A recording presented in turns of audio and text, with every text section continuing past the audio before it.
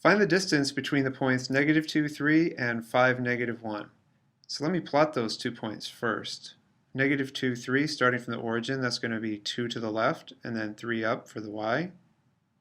So right there, -2, 3.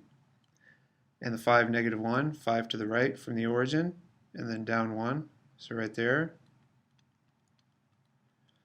So we want to know the distance from one to the other. But we're going to use the Pythagorean theorem to figure that out.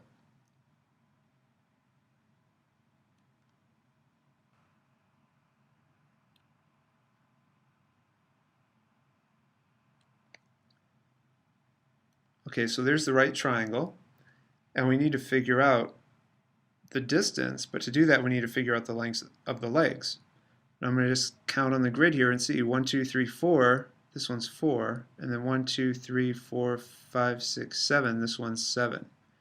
So we have a right triangle and we know the two legs 4 and 7, so we can figure out the hypotenuse, which is actually the distance. So you can label it C or you could label it D if you want to, whatever. So here's the Pythagorean theorem. C squared equals A squared plus B squared. You can write it the other way around if you want to. Put A squared plus B squared equals C squared. So C squared equals 4 squared plus 7 squared.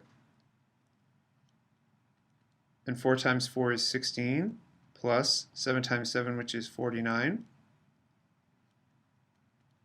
16 plus 49,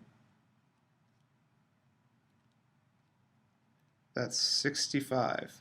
So C is going to be plus or minus the square root of 65, but we don't use the negative for distance. We just use the principal or the positive square root.